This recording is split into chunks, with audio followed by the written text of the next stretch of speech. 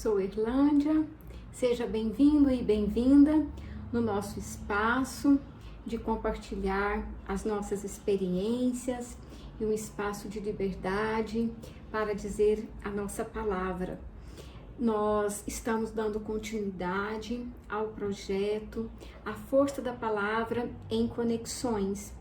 Este projeto, ele tem como objetivo acolher as pessoas, possibilitando fazer da palavra uma força capaz de vivenciar e reinventar o cotidiano em tempos de pandemia. E hoje nós estamos aqui com a Bárbara. A Bárbara, ela é psicóloga, ela é mestra em psicologia, tanto a sua graduação quanto o mestrado foi realizado na Universidade Federal de Uberlândia. A sua linha de atuação e pesquisa é em processos psicossociais, em saúde e educação. A sua experiência profissional é na rede pública da saúde mental e também na clínica com abordagem histórico-cultural. E o tema que a Bárbara traz para nós hoje é um tema urgente que merece a nossa atenção, a nossa reflexão, que é a violência enquanto fator social. O que posso atuar? E Bárbara, eu quero agradecer de coração a sua participação aqui com a gente, porque eu tenho certeza que a sua fala, o que você traz para nós hoje, será muito relevante para compartilhar aqui com todos nós. Então, eu já te agradeço e informo para vocês que no final do vídeo nós teremos a referência de leitura indicada pela Bárbara, assim como o seu contato. E eu peço para você se inscrever no canal, para você deixar suas sugestões e vamos construindo junto esse espaço.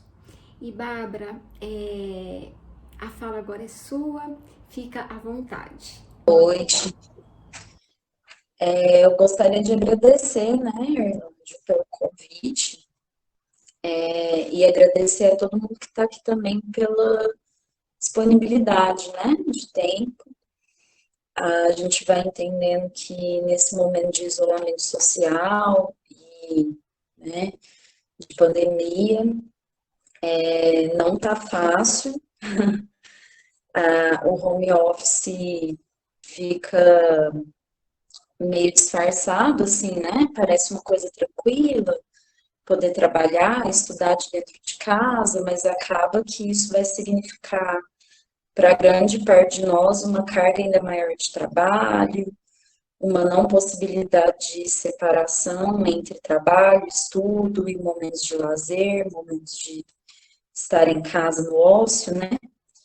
Acabam as coisas se misturando. E aí acho muito importante que numa quinta-feira, 8 da noite, vocês todos estejam aqui dispostos, né, a discutir um pouco sobre o nosso trabalho, sobre vários fatores e elementos que permeiam o nosso trabalho. Eu vou fazer mesmo nos primeiros minutos de fala, que se for tudo bem para vocês, eu vou fazer essa fala de uma maneira contínua, e depois, se vocês forem tendo perguntas em relação à minha fala, dúvidas, podem ir deixando no chat que eu vou tentando responder, ou então a gente vai fazendo nesse momento de partilha depois, a gente resolve essas dúvidas também, né? Também podem ir me informando se estiver dando alguma coisa errada no microfone, na imagem, e eu vou seguindo aqui e dando uma olhadinha também no chat, às vezes, para ver se tem alguma questão que surge que não ficou bem explicada. Vou contar um pouquinho da minha trajetória, acho que algumas pessoas sabem, mas tem novidades, assim. E eu acho importante explicar um pouco, né, de que lugar que eu falo, de onde eu venho, até para vocês entenderem por que que eu uso a linha teórica que eu uso, por que que eu trato desse tema e por que, né, que eu então escolho esse jeito de tratar esse tema da violência, esse método. Eu fiz aqui, que às vezes eu vou dar uma olhadinha aqui, é porque eu dei uma anotadinha num roteiro para não me perder, que se a gente fosse ficar falando sobre esse tema aqui, a gente ficaria, né, por horas aí a fio. Então, eu comecei minha graduação em psicologia na UFO há surpreendentes 10 anos, que, né, quem diria, com essa carinha. E desde, assim, a graduação, algumas questões me chamavam a atenção, né? Então, trabalho com saúde pública, uma abordagem específica chamada histórico-cultural, mas eu fui percebendo já desde a formação o quanto a graduação é insuficiente, né, enquanto formação, para abarcar todos os elementos em que a gente precisa se aprofundar, para poder fazer intervenções que sejam coerentes, né, que façam muito mais bem do que mal, ou na verdade nenhum mal às pessoas que a gente está atendendo. Então eu fui buscar isso através de estágios, iniciação científica e depois do trabalho de conclusão de curso. Esse aprofundamento que não era ofertado pelas disciplinas obrigatórias da graduação. Eu fiz estágios, então, em acompanhamento terapêutico e com grupos na atenção básica. E aí, esse estágio de acompanhamento terapêutico foi meu primeiro contato com situações de violência, tanto estruturais, e depois a gente vai falar sobre o que é isso, quanto situações de violência mais particulares e também mais explícitas. E ainda com pouca carga teórica, com pouco acúmulo, né? Fui fazendo as intervenções que fui entendendo serem possíveis ali. E que, assim, hoje faria várias coisas diferentes, mas foi o que foi possível na época. E no meu TCC eu estudei grupos, por conta desse estágio de grupo que eu gostei bastante. E aí eu usei uma abordagem que hoje não é a que eu utilizo, apesar de ter várias contribuições. E no mestrado também me empenhei em estudar mais profundamente os grupos, agora com a teoria histórico-cultural, que é a teoria que eu uso para me embasar hoje. Nesse mestrado, apesar de eu considerar que existiu uma coerência maior entre teoria e prática, eu também considero que faria várias coisas diferentes hoje. Em relação ao acúmulo teórico, a utilização do método de pesquisa. Enquanto eu fazia mestrado, eu fui psicóloga no CAPS-AD, e no CAPS-AD eu tive muito contato também, né? E aí por mais tempo, com mais profundidade, com mais acúmulo também, com umas situações de violência, tanto estruturais como mais particulares. E também mais naturalizadas. E a gente vai falar mais disso também depois, mas eram bastante situações de violência que as próprias pessoas que sofriam violência não estavam se dando conta de que a sofriam. E isso é um grande desafio, assim, no momento da atuação. Depois, para me ajudar a terminar o mestrado, eu saí do CAPS e fiquei na clínica, E na clínica, essas situações de violência, elas eram trazidas para mim de uma forma mais localizada e também menos naturalizada. As pessoas tinham mais consciência da violência que estavam sofrendo. E isso também tem um motivo que eu vou abordar. Um motivo que não é localizado exatamente nas pessoas, mas no modo como o meio que a pessoa está inserida influencia no quanto ela vai ter consciência ou não do sofrimento dela, né? Psíquico, físico, social, enfim. E atualmente eu sou psicóloga na Unidade Básica de Saúde da Família, numa região periférica da cidade, então volto a atender muitos casos de violência, principalmente violência contra a mulher, muito mais naturalizados de novo, né? Que as pessoas, essas mulheres, sem ter consciência da violência, dos tipos de violência que elas sofrem. E estou nessa UBSF há menos um pouco de 6 meses, não tem tanto tempo, mas me sinto apta, assim, a intervir pelos acúmulos anteriores, né, pelas experiências anteriores. E também por uma maior apropriação teórica. E aí, falando em apropriação teórica, é importante que eu destaque a teoria que eu vou usar para falar aqui para você sobre violência. E a teoria que eu uso para as minhas intervenções de uma forma geral, né, para entender o desenvolvimento humano, todos os processos que envolvem as relações sociais, interpessoais e os processos de desenvolvimento do ser humano.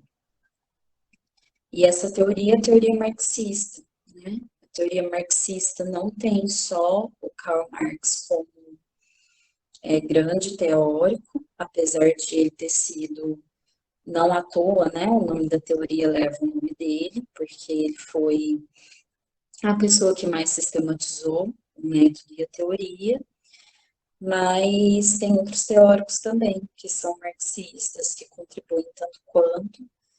E hoje eu trago Engels também, que escreveu um livro chamado A Origem da Família, da Propriedade Privada e do Estado. E esse livro embasa muitas das coisas que eu vou falar para vocês aqui hoje. Essa teoria marxista, ela não trata especificamente dos elementos em separado, né? Então, não é uma teoria que vai falar sobre desenvolvimento humano, não tem uma obra que diga sobre desenvolvimento humano, não tem uma obra que fale sobre violência, mas é um conjunto de obras, é uma teoria que embasa análises desses elementos, né? Então, que dá a oportunidade da gente entender como surgem esses elementos, de onde eles vêm e como eles se expressam no momento atual, nesse momento histórico. E aí, essa grande contribuição dessa teoria é esse método de análise que se chama materialista, histórico, dialético. É um método materialista porque cada fenômeno que vai analisar,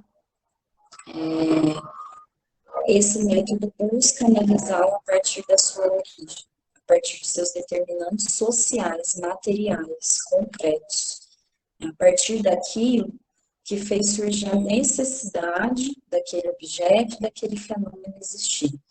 Então, hoje eu vou falar para vocês de por que a violência surge, de que modo que ela surge e quais fatores tornam impossível que ela não apareça em um dado momento da história. E aí, entender isso vai ser importante para entender de que formas essa violência se expressa hoje.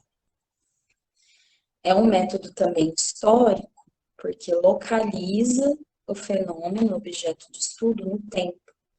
Então, a gente também vai entender como existiu violência antes, em tempos primitivos, remotos, e como ela vai se dando até chegar nesse momento, né? E isso é importantíssimo, porque é fundamental que a gente entenda que tudo que a gente conhece, qualquer coisa que a gente conhece e vivencia hoje, ela não foi sempre assim. Há nela características universais que se modificaram ao longo do tempo por um motivo que é material, que é concreto, que embasa esse fenômeno se expressar da forma como ele se expressa no momento atual. E é um método dialético porque ele não é estagnado nesse tempo e nessa materialidade. Ou seja, a gente também analisa os fenômenos que a gente está estudando, do nosso objeto de estudo, essa reciprocidade das determinações. Então, com a violência, por exemplo, né? Como que ela surge de fatores sociais determinantes e como que hoje a gente a reproduz e assim a gente também determina novas bases materiais para a reprodução dessa violência, num ciclo, né, numa espiral que a gente chama de desenvolvimento e que tem como ser rompida, mas que há de ser rompida na sua estrutura, e a gente também vai falar um pouco disso. Eu escolho essa teoria também porque ela apresenta outra grande contribuição, que é a da praxis. Então, para o marxismo, não há teoria sem prática e não há prática sem teoria. Há a necessidade dos fenômenos serem estudados, dos fenômenos serem conhecidos, da nossa realidade ser conhecida. E a partir dessa necessidade, cria-se então uma teoria baseada nela e não dissociada dela, e que vá contribuir para a forma como nós atuamos nessa realidade. Há também nessa teoria, que é fundamental, a compreensão da totalidade do objeto. Então, cada objeto a ser analisado, cada elemento da realidade a ser analisado e a própria realidade vai ser analisada no marxismo, no método materialista histórico dialético, na totalidade, não só das suas características, não só da descrição do que é, mas então da explicação desse fenômeno, desse objeto. E por fim, é uma teoria que faz uma síntese por incorporação. Então, é uma teoria que olha para o objeto de estudo, pensa tudo que já existe de conhecimento sobre ele, todas as características dele, e tenta explicar isso, incorporando as contribuições do que você já se conhece sobre ele, negando aquilo que não condiz com a realidade, e fazendo então uma síntese que seja coerente com a realidade desse objeto de estudo. E aí eu começo a falar mais especificamente sobre violência, perguntando a vocês, para vocês pensarem, enquanto eu vou falando, se a violência sempre existiu. Acho que eu já dei uma pincelada nisso, né, para dizer que talvez a violência sempre tenha existido na história da humanidade, mas que ela não existiu sempre dessa mesma forma. Ela foi tomando formas diferentes ao longo do tempo e a partir das relações sociais, que vão transformando não só a violência, como qualquer outro elemento ligado, né, às nossas relações sociais. Mas então, me parece que sim e não, né? A violência pode ter sempre existido, desde que existem seres humanos, mesmo que primitivos, mas nem sempre ela existiu com essas mesmas características. Então, um pouquinho de história vai ser importante aqui para nós.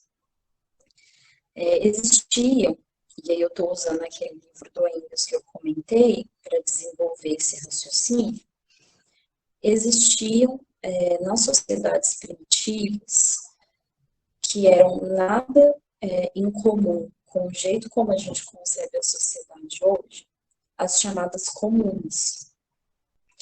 Essas comunas eram grupos de pessoas, e lembrando que nem eram homo sapiens ainda, né? Era um ser humano bem primitivo mesmo.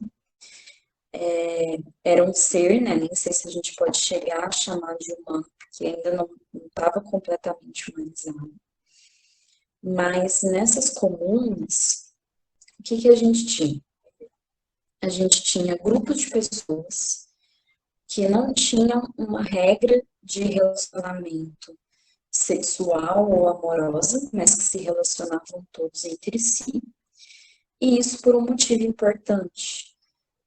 Para a comuna, era muito fundamental, era essencial que todos os membros da sociedade, daquele grupo, sobrevivessem. Por quê?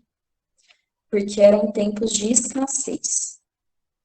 A gente não tinha nem sombra dos instrumentos de trabalho que a gente tem hoje, né? Nem sombra das grandes conquistas humanas que a gente tem hoje, nem sombra do tipo de moradia que a gente tem hoje. Então, consequentemente, a gente também não tem nem sombra do jeito como a gente se relacionava hoje, naquela época primitiva. Precisavam todos sobreviver, todos trabalhavam em prol do grupo e não de si mesmos, porque tudo aquilo que o grupo produzia era para o seu próprio consumo, para a sua própria sobrevivência. E mal dava para a própria sobrevivência.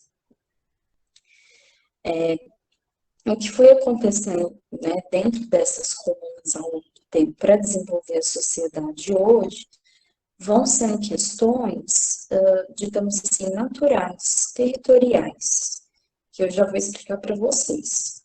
Dentro dessas comunas, né, desses grupos de pessoas, que papel que a mulher ocupava? Ela ocupava, e aí vai parecer contraditoríssimo com o que a gente vive hoje, né, mas ela ocupava uma posição de poder. A posição mais importante da comuna era a posição das mulheres. Por quê? É a mulher que engravida, então é a mulher quem garante que a cria dela, né, que a cria daquele grupo permanece naquele grupo. E como, quanto maior o grupo, mais saudável o grupo, maior a chance daquele grupo sobreviver em meio à escassez que existia, essa mulher ocupava uma posição de poder e era protegida, defendida. E aí, por esse motivo, havia o que a gente chama de divisão sexual do trabalho. Então, a mulher fazia determinadas tarefas que não a colocassem em risco, porque ela era uma figura muito importante, fundamental. E os homens faziam atividades mais arriscadas, como a da caça. A grande diferença que existe hoje da divisão sexual do trabalho da época para a divisão sexual do trabalho que a gente tem hoje é o valor que se dá para cada tipo desse trabalho. Então, as tarefas eram só diferentes, mas elas não tinham um valor diferente atribuído a cada uma delas.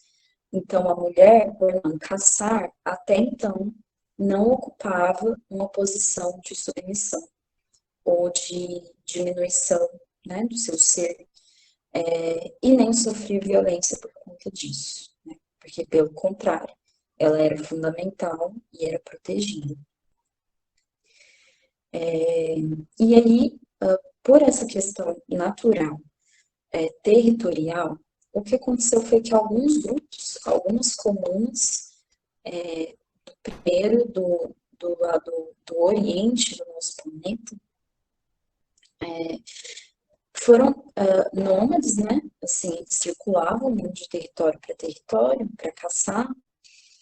E aí, numa desses momentos de circulação, eles se encontraram com um território propício para plantio, para cultivação de sementes, que até então eles não conheciam, não faziam, e outros grupos de outras partes que não estavam nesse território não chegaram a conhecer, e também territórios em que a domesticação dos animais era mais fácil. Então, animais possíveis de serem sofisticados, né, de serem domesticados, como o gado, por exemplo. E aí foram sendo necessários para essa domesticação, para o plantio, para a colheita, a sofisticação, a complexificação dos instrumentos de trabalho. Então, de uma machadinha, a gente passa para instrumentos mais complexos, mais afiados, mais fáceis de carregar. E essa sofisticação dos instrumentos de trabalho, possibilitado, então, pelas exigências e possibilidades do território que aquele determinado grupo estava, faz com que algumas características humanas, mesmo físicas, se modifiquem. Então, a gente começa a desenvolver uma habilidade muito maior nas mãos do que nos pés, porque a gente já não precisa correr de quatro, né, para caçar, a gente consegue usar um instrumento de trabalho, ou porque a gente agora já consegue plantar, né, a gente não precisa mais também fugir, porque a gente está mais forte, agora a gente come carne de vaca, a gente se alimenta, se veste com o couro dela, a gente se alimenta do resultado, do produto do nosso plantio, então a gente também está mais forte. E aí tudo isso vai modificando, então, até as características físicas do ser humano. E, consequentemente, vai mudando a forma das relações sociais. Por quê? De escassez, agora a gente passa a ter sobra de produtos. Então, a gente descobriu um jeito, a partir das possibilidades que o território deu, de ter mais do que o que a gente precisa para sobreviver. Então, de ter coisas para a gente consumir e coisas, produtos que a gente pode guardar para poder investir na continuação dessa produção. Então, investir em fazer mais instrumentos de trabalho. Então, aí, por exemplo, ao invés agora de eu comer todas as partes possíveis do animal que eu mato, eu posso usar o chifre para fazer um instrumento de trabalho mais sofisticado. Então, eu guardo parte daquela mercadoria, que aí são os primórdios da mercadoria que a gente tem hoje, para poder reinvestir. E aí, algumas pessoas desse mesmo grupo começam a ficar responsáveis por isso, e outras pessoas começam a não terem esse excesso, essa sobra, mas a continuarem trabalhando do mesmo tanto que estavam antes. Então, passam a existir pessoas que vão reter parte da produção e que vão vigiar, e pessoas que vão trabalhar. Mas se vocês pararem para pensar e concordarem, acho que vocês vão concordar comigo, que as pessoas que só trabalham, que não têm essa parte excedente da produção, elas não vão só se conformar com isso, né? E a partir daí, a violência se faz necessária para que uns tenham mais que os outros. Então, para que uns tenham propriedade sobre a produção e os instrumentos, os meios de produção, e para que outros não tenham acesso a isso e só trabalhem. Instaura-se aí, né, primeiros relatos, primeiros registros de violência na nossa sociedade.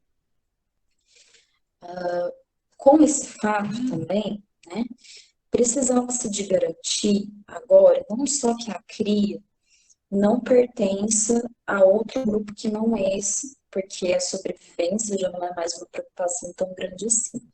A maior preocupação agora se torna: essa cria faz parte do grupo de pessoas, do subgrupo de pessoas que tem a propriedade, que retém, ou faz parte do grupo de pessoas que trabalham.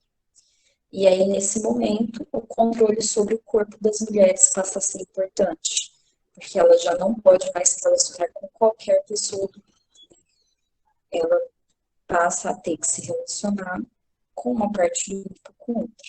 Então, o controle sobre o corpo da mulher passa a ser importante e a violência passa a ser usada também para esse controle. E aí a gente tem primeiros registros de violência contra a mulher nesse contexto. Importante aqui, então, disso tudo que eu estou dizendo, que a violência, ela não surge como uma maldade inerente ao ser humano. Ela surge para garantir que a riqueza, que a propriedade fique com um determinado grupo de pessoas e não com outro. Ela surge para que um grupo de pessoas trabalhe e o outro grupo de pessoas coordene e tenha propriedade dessa produção desse trabalho. Entendendo essa história, a gente pode pensar como que essa violência se expressa então hoje. E aí eu vou dar mesmo um salto histórico, porque não dá tempo da gente entender como foi em cada sociedade, né? E a gente teve aí feudalismo, com aristocracia, para depois ter o capitalismo, que é a nossa sociedade hoje.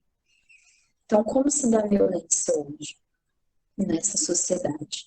Se dá, então, como consequência do surgimento da propriedade privada e é mantida, reafirmada pelo que a gente vai chamar de alienação e de ideologia nessa sociedade. A alienação é justamente esse processo de separação do trabalhador do seu próprio processo de produção. Então, o trabalhador não tem acesso a todo o processo de produção do produto que ele trabalha para produzir. Ele não tem posse dos meios para produzir esse trabalho, né? Alguém que oferta. E ele também não tem acesso direto a esse produto. Ele tem acesso a um salário que pode ou não comprar esse produto, né? Na maioria das vezes nem pode. E aí, o fato de o trabalho, que é a atividade central, né, que nos faz humanos, a atividade central da vida do ser humano, ser alienado, então, de estarmos apartados, deslocados dessa atividade que é principal para a gente, resulta em estarmos também deslocados e apartados das nossas relações sociais como um todo e da nossa consciência. Os autores da psicologia histórico-cultural vão dizer que a capacidade de desenvolvimento humano em uma sociedade onde o trabalho não fosse dissociado, alienado, seria uma capacidade de desenvolvimento muito maior e com muito mais qualidade do que a que a gente tem hoje. Então, a gente seria capaz de coisas que a gente não tem nem noção, porque estamos apartados de nós mesmos, né? Então, apartados do nosso próprio processo de humanização da nossa atividade central, que é o trabalho. E aí, como consequência disso, estamos também nunca totalmente conscientes de todos os elementos e fatores que permeiam o nosso processo de desenvolvimento, a nossa personalidade, o jeito como a gente se relaciona. E aí é por isso que algumas pessoas vão ter consciência, por exemplo, da violência que elas estão sofrendo. Por quê? Porque elas têm mais acesso à consciência de si, à consciência de todos esses processos, do que outras que não têm possibilidade dentro do seu meio de vida de desenvolver esse processo de autoconsciência, de consciência do mundo, de consciência de si, e aí vão estar menos conscientes da violência que sofrem, por mais que estejam vivendo ela. A ideologia, junto com a alienação, vai mantendo essa lógica da alienação, em que as ideias de um tempo, elas vão ser as ideias da classe que domina naquele tempo, né? Então, se a gente vive numa sociedade que precisa e que por meio da violência, da exploração, faz com que alguns trabalhem e outros não, a nossa cultura, ao nosso meio social, tudo aquilo que a gente tem acesso, vai precisar reafirmar isso, né? Porque vamos supor que a gente tivesse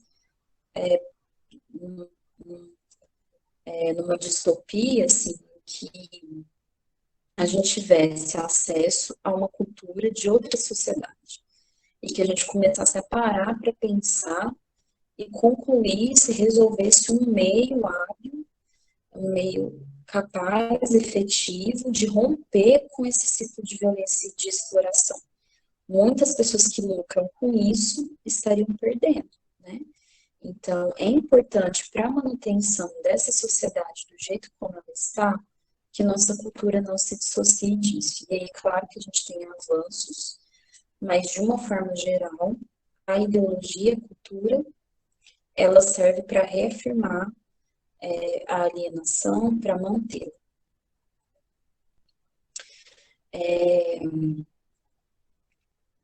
E aí, do que vai, né, então, depender esse avanço da consciência que algumas pessoas podem ter, outras não.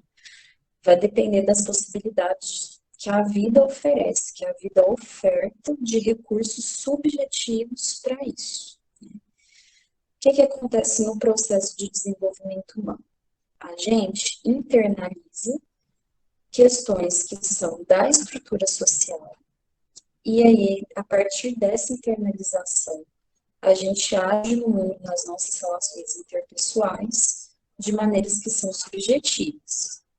Então, nesse processo de internalização, se tem mediações, relações que me possibilitam entender melhor o que é isso tudo que eu estou conhecendo, que eu estou internalizando, eu vou ser uma pessoa que tem mais consciência de mim mesma e do mundo do que outra pessoa que, pelas durezas e mazelas da vida, não tem acesso ao mesmo tipo de recurso, ao mesmo tipo de mediação, ao mesmo tipo de relações.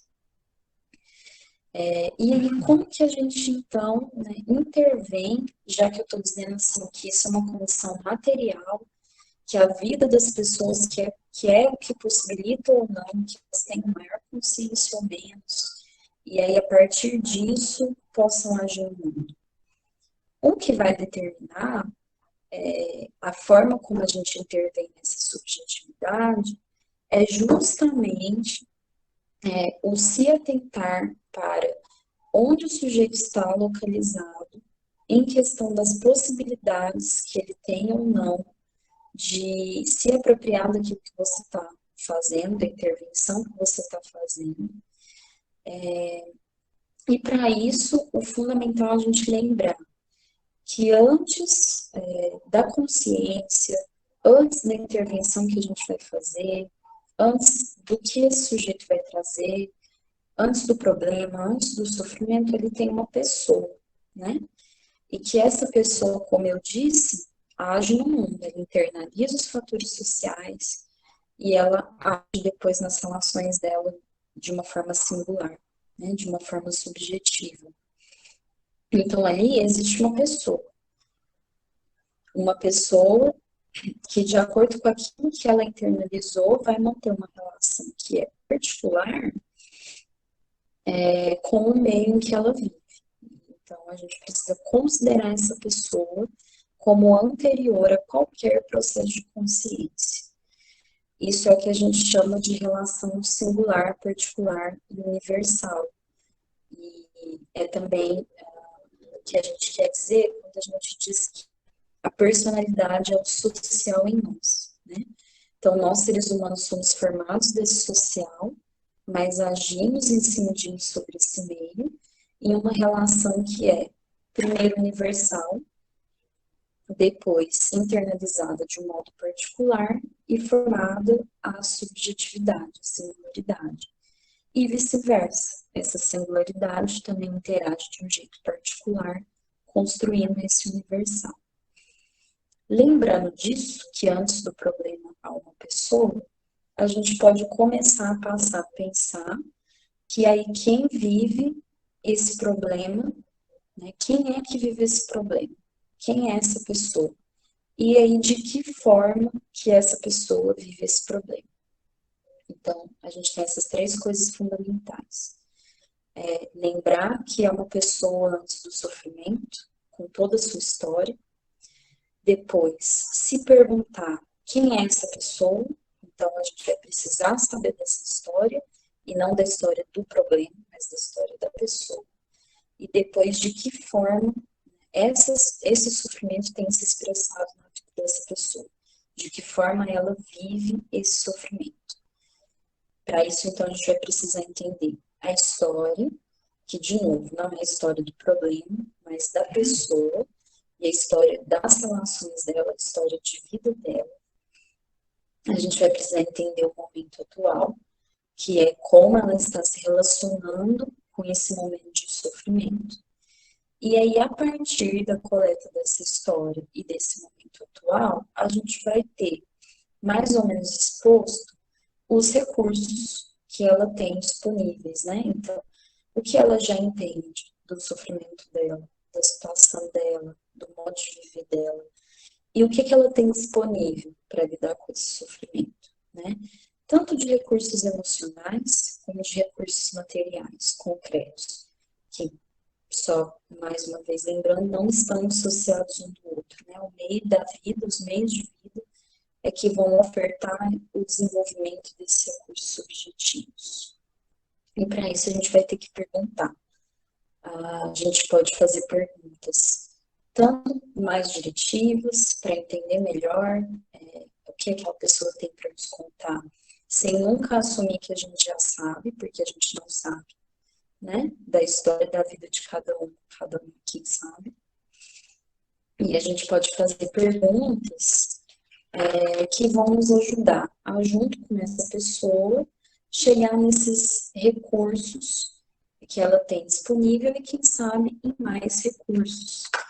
E aí, pensando nesses mais recursos, em como que a gente desenvolve recursos para além do que a pessoa tem, eu entendo que o mais potente é a coletivização. Então, como nós nos construímos nesse processo de relações sociais, né, eu tenho partes do outro, de todos os outros com que eu me relacionei comigo, e partes de mim com todos esses outros que eu me relacionei. Então, eu sou um pouco eles são um pouco eu também.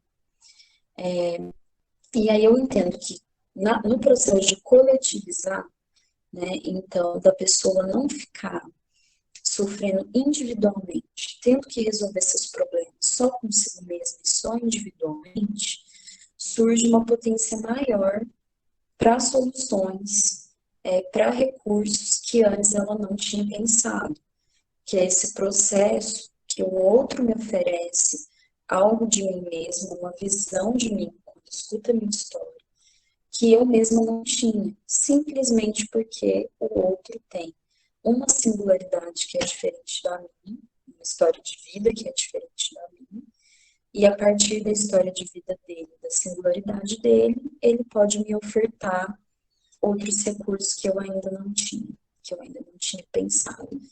E aí, de novo, tanto materiais quanto objetivos. E aí a gente entra numa questão importante, que é também a da violência não explícita, né?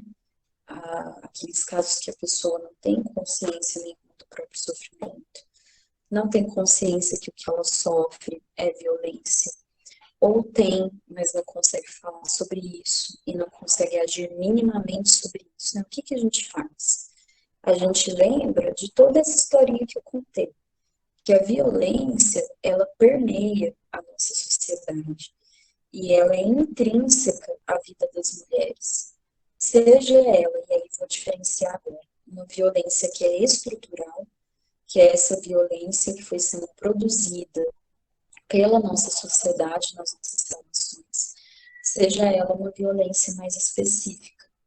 Então, as pessoas que a gente vai atender, elas vão estar sofrendo algum tipo de violência nesse sentido, seja estrutural, seja específica. E isso não quer dizer que a gente tenha, né, consiga atuar para que a violência estrutural, para que a pessoa não viva mais ela, porque ela é estrutural. Mas é importante a gente, ao longo da nossa atuação, sempre ter em mente de que há sofrimento nesse jeito de viver a vida dentro da nossa sociedade. Então, se atentar para isso, é consequentemente buscar entender como que toda essa precariedade, todo esse sofrimento se expressa na vida de cada uma das pessoas que a gente está atendendo. E aí, nesse momento, a gente pode, junto com o vínculo, conseguir acessar casos de violência mais específicos e que não estão sendo expostos, que não estão sendo explícitos, porque a gente vai sempre buscar entender como que esse sofrimento que é universal, produzido pela sociedade que a gente vive, tem se expressado na vida de cada uma dessas pessoas, né? Então, de uma forma geral, a gente precisa entender como todo mundo que a gente atende vive, quais são as relações sociais dessas pessoas e como elas se dão. E aí, a partir disso, propor intervenções que sejam em construção com essa pessoa. Então, a gente tem esse compromisso ético-político de, no processo de intervir, sempre para transformar, né? Porque se não for, a gente não precisa ir. Mas de ser pedagógico, né? De levar o que a gente tem de saber, né? Das coisas que a gente estuda, do acúmulo da experiência que a gente tem, e de fazer esse saber se encontrar com aquilo que a pessoa te apresenta, para juntos vocês sintetizarem um processo de intervenção que seja coerente, que faça sentido para essa pessoa que vocês estão atendendo. Então, a gente oferece uma intervenção que é sempre construída junto, que não está à frente, que não está acima das possibilidades subjetivas dessa pessoa de, né, compreender o que está acontecendo na vida dela. Às vezes, a gente vai fazer intervenções em lugares muito precários e a gente mete os pés pelas mãos, né? No sentido de querer dizer para aquelas pessoas a forma como elas deveriam viver. E elas deveriam mesmo poder viver diferente, ter essa possibilidade. Mas se a vida material não permite e não oferece recursos nem subjetivos, aquilo que a gente está trazendo não faz sentido nenhum. Então, talvez seja melhor que a gente consiga criar sentido junto a essas pessoas do que impor algo que faz sentido para a gente e não faça sentido para elas. E aí sempre, né, acho assim, lembrete importantíssimo do código de ética profissional de cada um de vocês, né? Acho que a gente tem que tomar cuidado para essas intervenções não atravessarem mais do que a pessoa oferece de possibilidade, mas a gente tem casos em que a pessoa que a gente atende está correndo risco de morte, em que as crianças, por exemplo, dessa determinada família estão sofrendo negligência e abuso por conta dessa violência. E aí há intervenções burocráticas a serem feitas, mas jamais sem que a vítima tenha consciência de que a intervenção está sendo feita, né? E isso é importantíssimo. Nós não fazemos por ela, mas nós fazemos junto com ela, mesmo que tenha que ser algo mais rápido e que a gente não teve tempo de fazer toda essa construção conjunta. E aí, lembrando, assim, mesmo nesses casos, já fiz intervenções que naquele momento eram necessárias, como ajudar uma atendida a sair de casa escondida do marido que estava trabalhando, porque estava correndo risco, e de naquele momento ter sido deficiente porque ela estava correndo risco, mas depois ela voltar atrás, porque não deu tempo desse processo ser construído junto com ela e de ela realmente, né, criar recursos para viver a vida de um outro jeito. E o agressor, né, no meio disso tudo, assim, a gente fala sobre a pessoa que está sendo violentada, mas quase nunca a gente chega nesse agressor que, como eu disse, não é violento por uma maldade que é inerente, né? Mas é pela internalização de todas as histórias das relações sociais da nossa sociedade. Então, esse agressor também tem os próprios sofrimentos e também vive as próprias mazelas dessa sociedade. E não estou dizendo que não há de ser garantida uma punição, há de ser garantida. Mas que, junto com ela, então, haja esse processo de que ele também crie recursos subjetivos para poder lidar com o próprio sofrimento e não ter que violentar, né, os próprios filhos, as próprias mulheres, de não ter que violentar as pessoas com quem ele se relaciona, porque isso lhe faz mal também, né? E aí, para encerrar, e não sei se eu fiz a fala muito rápido, meninas, e Irlândia, mas acho que não, né? A gente está caminhando para 9 horas. O nosso propósito, né? A gente faz essas intervenções específicas, particulares, e que não vão transformar a estrutura da sociedade, porque são intervenções individuais, né? E mais particulares, mais específicas, mas são intervenções que podem melhorar elementos da vida dessas pessoas para que elas lutem por uma sociedade que seja melhor para elas, que naquele momento de sofrimento elas não têm condição de lutar por, né? Então acho que esse é o nosso papel, de cuidar para que as pessoas tenham condições de exigir um melhor modo de viver, né? Uma melhor sociedade para si estar. Nas palavras, então, de Rosa Luxemburgo, que é como eu observo, lutar por uma sociedade em que teremos esse e outros tipos de sofrimento,